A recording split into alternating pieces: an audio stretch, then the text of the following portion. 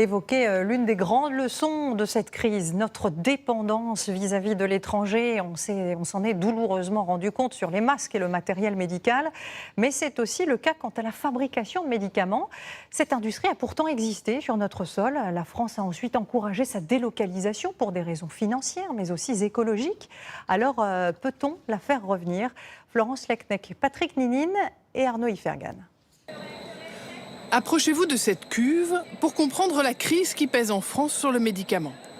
Le précieux liquide bleu que vous entreapercevez est en fait ce qu'on appelle un principe actif. Secret industriel, nous n'en saurons pas plus, mais retenez qu'on parle ici de la substance qui soigne, celle qui donne toute son efficacité à votre traitement. Vaccins, antibiotiques, comprimés pour le cancer, l'hypertension ou les maladies cardiaques, tous contiennent un principe actif. Seulement voilà, cette usine de Pithiviers est l'un des rares sites français à encore produire ces indispensables matières premières.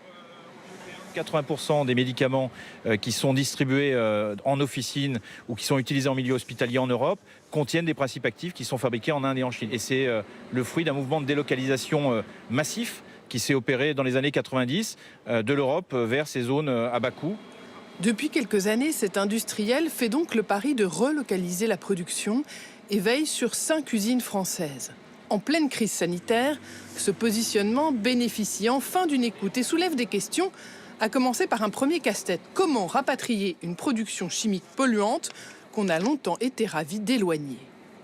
Il va falloir trouver des procédés de fabrication qui soient propres et qui soient compatibles avec nos réglementations européennes.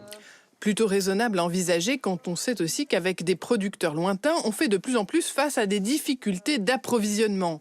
Tensions, ruptures de stock sur les médicaments se sont multipliées par 20 en 10 ans. Reste à motiver les entreprises. Elles avaient privilégié la question économique sous la pression d'une politique tournée vers le tout générique. Elles réclament un plan d'investissement. On doit parler ici d'un plan qui s'engage sur au moins 5 ans, avec une visibilité sur 5 ans, pour permettre à ces investissements de se réaliser et pour permettre de s'engager, notamment en matière de compétitivité. Et sur ce point, un coup de pouce naturel pourrait accélérer la relocalisation. Le rapprochement des coûts de production entre l'Europe et l'Asie, ils ont été divisés par 2 en 30 ans.